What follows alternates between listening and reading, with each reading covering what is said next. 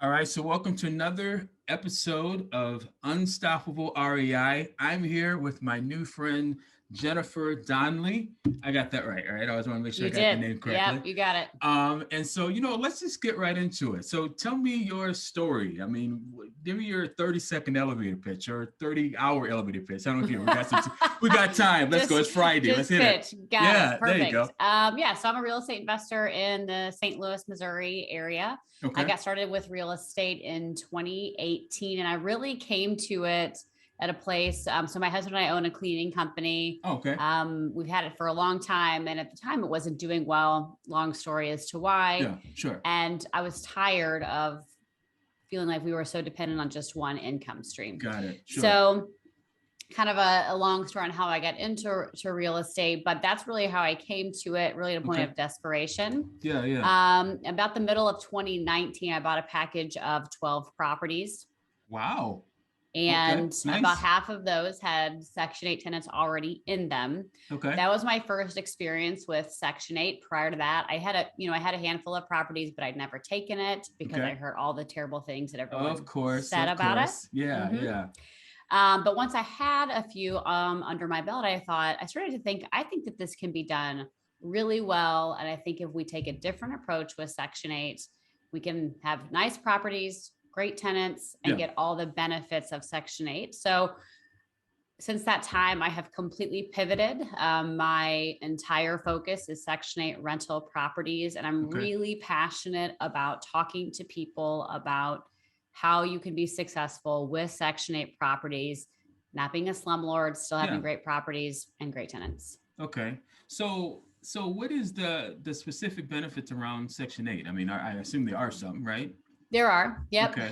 In my mind, there's kind of 5 reasons that I prefer it over market rentals, kind of your standard long-term rentals. Sure. Okay. The first, and if you go online, this is the biggest one you'll see. The rent is guaranteed. Got it. So you probably know this, but some people don't. Section 8's a federal program. Right. Federally funded, locally administered for people who are lower income. And the government pays some and sometimes all of their rent, depending on the situation and their income. Okay. So that rent is guaranteed. And then if the tenant does have a portion that they pay, I have found, as long as you have good tenants, they pay their portion too. So that part's guaranteed as well. Because if they don't and they get evicted, they're going to lose their assistance, and they don't want to do that. So the biggest thing, and this has become huge with the pandemic and the moratoriums that we've had over the last 2 years, is the guaranteed rent. I haven't had to worry about chasing rent. Which is huge, right? It's huge. Yeah, right. I mean, I feel like that was kind of the black swan of the pandemic, that landlords, nobody saw that coming, right? Nobody saw that you were going to go 1 to 2 years and not be able to evict non-paying tenants. That's like a nightmare, right? I mean, what do you do? I mean, it's like enough. You don't even have words. I mean, like, what do you do? It just still boggles my mind. So that just became huge through the pandemic, but it was always a big deal. The second thing is long tenancies. So the process for tenants with Section 8 vouchers to get out of a property and into a new one is a real pain in the butt for them. Okay. So what I have found, and I kind of see this everywhere, if you have a nice property, a tenant is going to stay put for a very long time. Got it. And as you likely know, the biggest expense that we have as landlords is turnover. Turnover is the killer of profit in our business. So if we can minimize it and have tenants stay 5 to 10 years, the business will be much more profitable. Okay, cool. The third thing is, in certain areas and in certain cases, you can actually get a little bit higher rent than you would from a traditional market tenant. There's a little bit of an art to that. It's not always the case for sure, but if you can find those pockets, that's another benefit. To me, the marrying of the long tenancies and the higher rents is huge, because with market tenants, if you keep pushing rents, they're not going to stay very long, right? Because they're typically good consumers and they can go somewhere else. So that's sort of a little like wedge, I feel like, that the Section 8 can have over market tenants. Okay. The last couple of things are, there's accountability for the tenant through their voucher, through their housing authority, whoever that is. So they have rules that they have to follow to keep their voucher. They got to take care of the property. They got to follow the lease. Right. They got to pay their rent. Okay. Yep. And then the biggest thing is there's this gigantic gap between the amount of demand for Section 8 housing, people that have vouchers that need a landlord to take that voucher. Okay. And then the supply of people that are willing to take Section 8 tenants. It's enormous, way more supply than there is demand. No way. So what happens for me every time when I put a property out for lease, I have all these people that want the property. Well, basic economics, right? Right. High demand, low supply. Yeah. I have the supply. I'm really in an advantageous position. So that allows me to really pick great tenants. So that's like an unfair advantage you have there. I mean, the people are not really, yeah. And so we may want to delete this part out of the podcast. So to let that out, that's like your secret sauce there. Yeah. That's crazy. You know, just sideline. I had back in the olden days, I actually got my real estate license. I started real estate like in 1990. I was involved in creating a program that was instrumental in helping people in Section 8, also public housing, become homeowners here in Minnesota. But, you know, sideline, that's why I have a love in my heart for Section 8. I mean, kind of a passion for that, and for just helping people in general. But the angle, the strategy, you know, what you're doing with it is fantastic. And like I said, and I'm sure, I mean, obviously there'll be more landlords out there, you know, offering to accept that if they knew the advantages of it. So that's very interesting. So what is something, let's say one thing that you wish you would have known when you started your career? That it was going to be really bumpy. Okay. Tons of stuff's going to happen. Yeah. Tons of stuff. Right. Would that have changed your mind about entering that? Oh, no, but it would have prevented a lot of heartache. Okay. Early on, especially before I have a really good community of people that I'm involved with that are investors here in St. Louis now, but early on, and I was having, you know, I was learning, right? I just hadn't, I'm 40. I hadn't really learned anything brand new in a long time. Sure. And that hill is steep, man. It is. Learning to rehab and find contractors and then manage tenants. And before I found that community, I thought, well, I must be doing something wrong because I have a challenge every time I turn around. Okay. And then once I found that community of people and I started talking and I realized, oh, nah, they all got these issues. Yeah. I'm just, you know, I just didn't have anybody to chat with about that. And there, for me, it was just so encouraging to have somebody to know that I'm on the right path. Just because things are going wrong doesn't mean I'm not on the right path. Totally. And it's interesting when you meet like-minded people or people that are doing what you do. It's very encouraging because you know, in some cases you're like, you know, you're doing way better than a lot of people. You didn't even know that. It's like encouraging, like, oh wow, I'm gonna keep doing this. It's like what you're saying about Section 8. It's like, whoa, okay, I didn't know that was there. Okay, I need to go down that path. So that's fantastic. So so here's kind of on the other end of the spectrum. What was your biggest failure, and what did you learn from that? I would say the biggest one was the first house I bought. So I bought a property to flip. Well, I went to a course in April of 2018. It was actually a great course. Okay. And I'm somebody, if I've spent what I feel is a lot of money on education, like I'm going to get out there and take action because I don't want to feel like I wasted that money. Sure. Absolutely. But I got in a bit of a hurry. Okay. And so I bought a property that I shouldn't have. The numbers didn't work. And what's really funny now is years later, I still talk about that house and every wholesaler in town had looked at it and every investor in town had looked at it and they were like, oh, when that thing finally got sold, we thought, what poor sucker bought it? I'm like, oh, I bought it. It was me. It was me. Wow. I just didn't know. Yeah. Right. Sure. But anyways, I was turning my heater off there. Yeah, no problem. So, you know, just everything that could go wrong did. I mean, it was just, the rehab budget was supposed to be 45 grand. I think I spent 90. I mean, other than termites, every possible problem that you can imagine on a property we had, you know, we had foundation issues, major water and mold issues. We had on and on and on. It was just way too big of a project for a newbie. Okay. I didn't have any contractors on so I hired the wrong contractors and I had to hire the better ones to fix Just everything. Just on and on. Okay. It was just massive. It took a year to get it sold. It was beautiful. It did sell for a whole lot more than anybody thought it would, but I still lost 15 grand on it. Wow. Okay. But it's funny. I wouldn't want to relive it. Yeah. But me and my team learned so much on that property. I'm sure that by the end of it, I felt like, well, shoot, we can kind of do anything at this point because we learned all about how to rehab properties on that one mess. Absolutely. I think that you can tell me what you think about this. I think that you learn more from failures than successes. Do you think so? Very often, I think so. Yeah. You can, at least, I guess, if you approach it the right way. Absolutely. Yeah. And you don't want to relive it. I agree 100%. Yeah. But it's like, okay, yeah, I did learn something from that. So what kind of advice would you give to someone that says, hey, I want to get involved, real estate, or I want to get involved in Section 8. I want to, do what you're doing. What kind of advice would you give that person?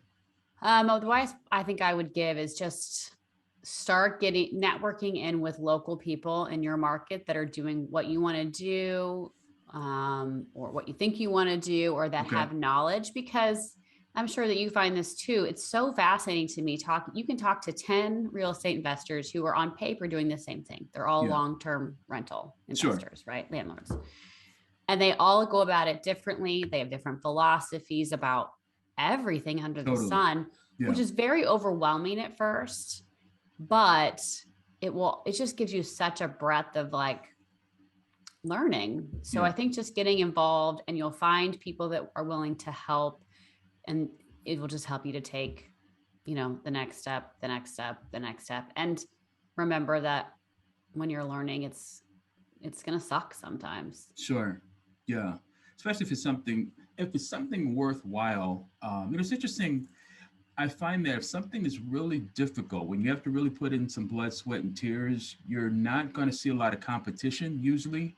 And that's kind of where, that's where the money is. That's where the money is. Exactly. So you kind of know that you're on the right track when you don't see anybody around. It's like, man, like you said, I'm doing all this hard work, and where are all the people? Am I the only one doing this? You're headed. You actually I feel that way about Section 8. Yes. So much. I keep thinking why is nobody else doing this? But the learning curve on the front end is hard. It's a lot to learn.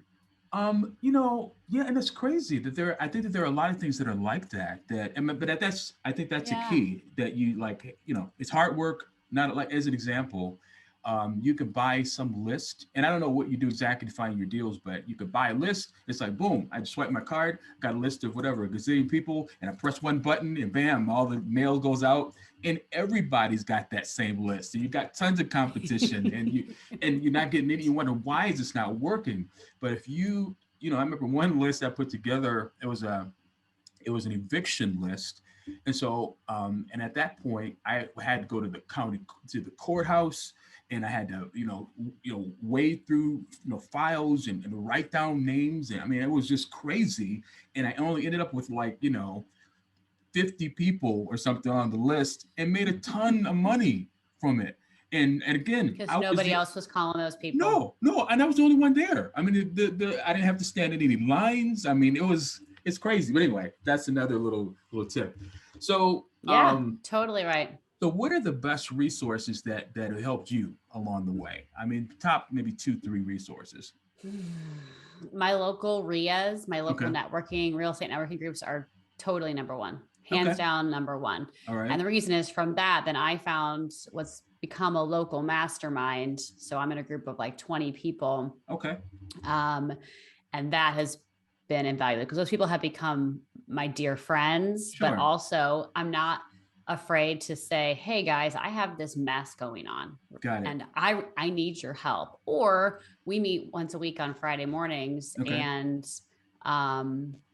they talk about what they're up to. And it's like, oh, I never even thought about doing that. Sure. I don't know what I don't know. And so I think sort of the summary of that is just find people and talk to people and listen to people, Okay.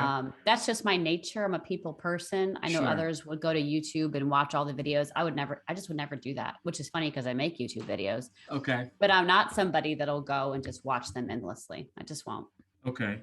Do you think now I wonder about this. Do you think that women are more prone to develop relationships than guys are? Hmm.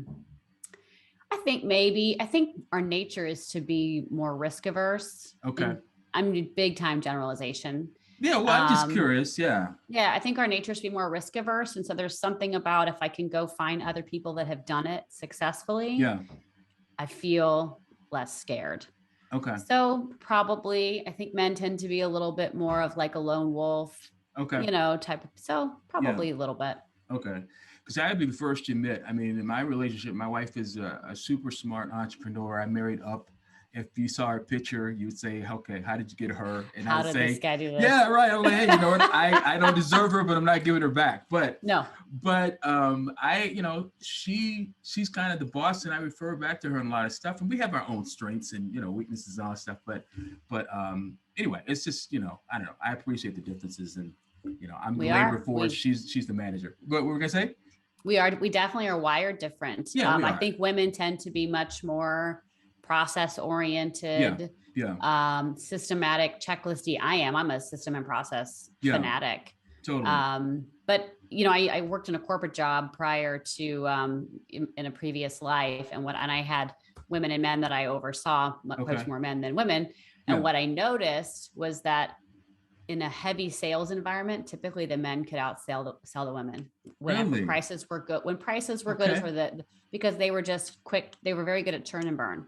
But whatever situation was required systematic planning, checklists, and that was a path to success, then the women tended to succeed more. And you would think that, I guess, the best case scenario is to learn from each other learn to help each other. Yeah. So anyway, I'm getting way off base here. So tell me, three people who had the biggest influence on you over your career and life in general. So it doesn't have to just be real estate, but just three super influential people. Yeah, I probably will stick with real estate because it's kind of the vein I'm in right now. Let's do it. So one is my mom. She was, both my parents are entrepreneurs. I come from a long line of entrepreneurs. Okay. But my mom got into real estate kind of later in life, went the traditional path, became a real estate agent, had a few rental properties. And she was the one that really encouraged me to get into real estate. I'm not sure that I would have done it otherwise. And she says now, I really wish I would have taken your path. I just didn't know that was even an option. Yeah. So I don't think I'd be here without her. The second is a woman. If anybody's listening wants to look her up, her name is Dixie Decker. She's a real estate investor. Actually, that's one you should talk to. Yes. In Springfield, Missouri. Okay. She is like a guru of student housing. Oh, really? So a lot of my systems are sort of like a turn on hers. She has really nice property. She's just super systematic. So I sort of took what I learned from her. Hers was the first course that I took. And used it. I was going to try to do student rentals. I just couldn't make that run here in St. Louis. And so anyway, she's fabulous, crazy, crazy smart, and has an empire that I think anybody would want to own. She's a developer at this point. She's amazing.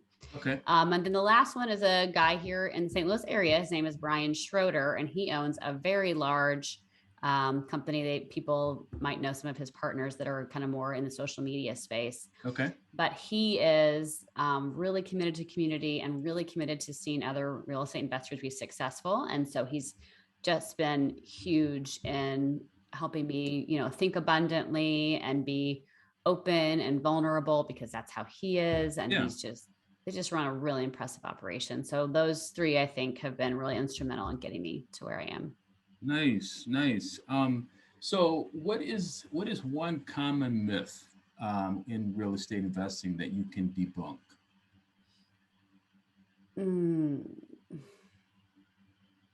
I would say, it's so interesting. It's like, I feel like I could talk both sides of this. Like on the one side, I think there's this myth that it's a get rich quick thing. It's very sexy. And that happens sometimes, right? There are definitely a few people that have gotten rich quick and they're legit. Yeah. But most of us, it's more like a head down, blinders on, do the work every day, to get where you're going. Yeah. And it's a get rich slow business. Yes. I think on the other hand, it can change your life very, very quickly. I mean, we've been lucky in that. For me, when I started buying in 2018, I sort of picked this perfect time in history because prices have just been skyrocketing. Right. So I've watched our net worth shoot up very, very quickly. Sure. Partly because I've been buying very actively, but also because the stuff I already own is appreciating so fast. So so it's like, I feel like I'm talking to sort of both sides. Yeah. I think the biggest thing for me with that though, is just get started, because, I'm sure you see this, like I see this all the time, that people are like, I'm waiting until the market cools off. Sure. I'm like, I remember in 2019, tons of people were like, I'm going to cash out and get all my cash. I'm going to wait for the market to tank and then I'm going to buy. Well, guess what? Those people would be in such better positions if they would have held on to those properties. Oh yeah. So we don't know. Yeah. Yeah. So my thing is like, I buy today based on what I know right now. Yeah. Well, if that's all you deal can do. Works today, then that's because I don't know what's going to happen tomorrow. Sure. Yeah, that makes perfect sense. So let me ask you this. If you were the one asking the questions, I mean, you were asking you questions, what should I be asking you? What am I missing? What should I ask you that you'd like to talk about, or that you feel like you should talk about? I feel like I should. That's a very good question. Sorry, it's my dog in the background. That's okay. No problem. What's his name or her name? His name is Truman. He's a border collie, and Truman needs a job. I mean, border collies, they need a job. He's just very busy. He's very busy. I've been sort of we've been toying with the idea. So I've got 4 kids. They're older, grown, and they've asked for a dog their whole life. And we had dogs early on, but anyway, we're like, no, I'm not getting a dog. So now I'm saying, hey, I'm gonna get a dog. So I've been collecting these dog names. And so Truman, I'm gonna have to put that on the list. That's add it. It's strong name, yes. Right? Well, my other dog is a terrible dog name, and her name is Skunk. That's that sounds. She came to us with that name, and we just thought it was so funny. Gosh. We just kept it. That is hilarious. Skunk. It's the worst dog name ever, but yeah. So there you go. Oh, there you go. All right. Okay. So I think you're getting off the topic here. So you got to get back to what. Actually, that was the question I asked you. What did I ask you? You asked me, what should you be asking me about that you're not? All right. Yeah. There you go. I think I'm going to go back to Section 8. I just love it so very much, but I don't say this out loud very much, but I'm going to tell you and hope I don't regret it. People say to me a lot, I think it's wonderful that you're helping all these people. And I say, thank you, is what I always say. Okay. But what I want to be clear on is I love Section 8 because it makes business sense. Sure. It's the charitable part of it is a nice little benefit, but it's not a motivator for me. And if it didn't make business sense, you wouldn't do it. I wouldn't be doing it. Well, what do they think is charitable? What do they think that is charitable about it? I mean, because it's people just say like, I think it's wonderful that you're helping low income people, and just the part of it that helps people, and the hope is that it lifts people up. Gotcha. I understand. But I think I get a little nervous when people are excited about that part of it because I did ask them to be quiet, I swear. Because I think if you just go into it strictly with a charitable mindset, you still need to be really strong and clear and strict on your business rules. And so if you're only going at it from a charitable perspective, you could get yourself into trouble. Yeah, because it's a business, like you said. And that's why I was kind of wondering, I mean, because, I mean, obviously it's sort of a niche, but I mean, you have a property, you need a tenant, and it just so happens you're renting to people that have, Section 8 is a certificate, right, that they have? So it's a voucher, but basically it's the same. Okay. Is what it's called. So it's, I guess I just didn't understand why that would be considered some type of charity, but I guess I kind of get it. But anyway, but it's a business, bottom line, right? Yeah. It's a business. And so, people will say, I think they think that I'm going to treat people differently, my tenants differently because they're on Section 8. Like maybe I'm more lenient. I see. Maybe I don't require a security deposit, or if they have damages that they cause, I don't charge that back. I'm like, no, that's all the same. Sure. Okay. Because it's still a business. It's a business. Sure. Where I rent, and they have to pay what they're responsible for. Sure. So. And do you manage your properties yourself, or do you have a manager? I do. Yeah. Okay. And I've got operations manager on my team. So I've got 38 properties now. That's crazy. Okay. Yeah. That's went right by. You slipped that one in. 38 properties. That's huge. Yeah. It's been, like I said, it's been life-changing. And it's so fun. I just love it. So over what period of time did you build that portfolio? I bought the first one that I have now in, I think, August of 2018. So that's about what, 3.5 years right now. So you've been moving really fast. I've been busy. I've been really busy. Yeah. That is phenomenal. Wow. Congratulations on that. So you're playing Monopoly, right? It does feel like Monopoly at this point. Yeah. I actually say that sometimes. I think it's just Monopoly now. That is crazy. Well, good for you. I love that. Thank you. So before I ask the last question, how can people connect with you if they want to reach out and connect with you? How do they do that? Yep. So I've got a website. It's called section8educate.com, and the 8 is the number. So nice. Okay. section8educate.com. Okay. You can find me there. And then you can find me on Facebook, my personal page, as long as you're not creepy, I'll hang out with you. Okay. Caveat there. Yeah, right. Make sure. Yeah. Just don't be a creeper. Okay. But I'm really active there, with my real estate journey, and I share a lot of stuff there and about my life and my real estate. And then I have a Facebook page for Section 8 Educate that they can find too. Okay. Did you say that you have a course, or did you? I do have a course. Yeah, okay. I do some. So I found a few years ago, people started calling me a couple of years ago. Okay. How do I succeed like you have with Section 8? And I thought, there's just no one teaching this, or there's not very many anyway. Yeah. So I do have a course. I've got a couple, one with like a 101 course for people that are looking to just get started. And then a 201, there people are already started, but they really want to hone in on Section 8. And they can find info on that on my website. Oh, and I've got a tenant screening. Little quick class for that as well. Really? Okay. So you're pretty busy. You're a pretty busy person. Yeah. I love this stuff. I could talk real estate all day long. Okay. Well, we're going to have more than one conversation. So but I won't be creepy, but I'll, okay. Thank you. See on there again. Who is this? Delete. Okay. You're crossing the creepy line. Right. Okay. So anyway, but no, I won't be creepy, but I love what you're doing, and I think it's really cool. And because I don't know. I mean, especially nowadays, you're at home working from home and all that stuff. You don't get a chance to talk to as many people, and I love talking to people, talking shop. You learn from people. Me too. And one of the primary reasons for me reaching out to all the investors and stuff is because I love to surround myself with smart people to just learn from them, and we could bounce ideas off each other and all that stuff. So it's cool. So here's the last question. Yeah. All right, so if you Google the term real estate investor failure rate, you'll see that 95% of real estate investors fail, okay? You obviously are not failing, so you're part of that 5%, top 5%. So two-part question. First of all, how would you define the word unstoppable? And when it came to achieving success in an industry with a 95% failure rate, how did you make yourself unstoppable?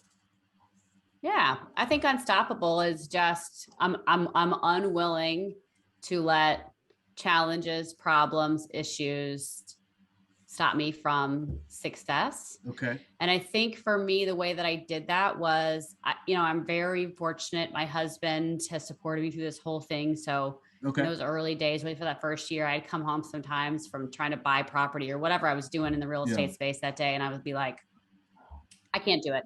It's over. I'm done. It's just hard. And he would always say, no, this is part of it. Get back out there. So man, having somebody in your life that's going to kind of pick you up whenever you're down is just huge. Makes all the difference. And the other thing was, it really does. I just said, I'm going to figure this out, and I'm going to take action, even if it's the wrong action, even if I don't even know what the payoff is. Like, I think I walked 200 properties the first year. Wow. I didn't, I think I bought 10. I mean, it was so, but man, I learned a lot walking properties. I learned about neighborhoods and houses and contractors and so just and that's the only way you learn is by getting out there. I mean, it's like you can't, I mean, like, I don't enjoy, like, I've been on this deal. I'm always gonna start working out. I kind of been working out a little bit, but we'll talk about that in another podcast. But You enjoy the result, the end result of it, but the process you don't like. But that's where you learn all the stuff. I mean, all the areas where you're uncomfortable. I mean, that's where it's at. That's Yeah. where you learn. So walking 200 properties is a lot, but you learned a ton. And you Yeah. don't, you probably don't walk 200 all the time. Well, you don't do it anymore, right? You still No, walk a I lot. mean, I can look at a few pictures on a property, run numbers, and I can, because I, wholesalers send me stuff, and I can Yeah. get really close anymore on, are we in the ballpark, or, is it worth even going to look at? And I can Yeah. look at, a Yeah. handful to get down to one. So But that's it's the totally result different. of all the stuff that you did, though. You know what I mean? Yeah. Yeah. Yeah. I can So, remember those days, early days when, and people would do that in reverse. And I'd be like, okay. I don't understand. How in the world do you know what to offer on a property you've never Right. seen? I Yeah. get it now. Now you get it, of course. And Yeah. that's so crazy. 38 properties in 3 years. I mean, you're not playing around. I mean, I love that. I was like, man, Yeah, okay, I'm moving. cool. Yeah, and I've had a few more. I mean, I think I've sold 6 or 8 in that period of time. I had one that burned down. Oh, really? Stuff Wow. happens. Okay. And all these are in St. Louis, or they're all over the place, or? No, they're all in St. Okay, Louis cool. County. Hmm. Nice. What is the longest tenant, or what is the longest period of time one tenant has stayed with you? Are they pretty long My term? tenants are super stable. Okay. I mean, I have a few that I bought out of that package in the middle of 2019. Actually, quite a few that are still in place. Okay. I think I only had 2 turnovers last year. I've got Wow. one coming up in April. That'll be my first one this year. And I mean, I'll probably have 1 or 2 more this year. They just don't turn very much. Okay. That's fantastic. Well, Jennifer, I am so glad that you agreed to come and talk to me. And It's again, fun. I promise I won't be creepy, but I am going to talk to you again. I would love for us to talk again. I would love to learn more about Section 8. Maybe I'll become a student, buy your courses. Come I on. just I want to just learn because that's cool. That's a pretty cool niche. And yeah, I love it. So I appreciate your time. I know you're a busy person, so I appreciate it. And let's talk again sometime soon. Okay. Sounds good. Thanks, Rufus. Okay. Appreciate it. You It was bet. fun. Okay. Thanks a lot. Talk to you Bye. soon. Okay. Bye bye. Okay. Bye.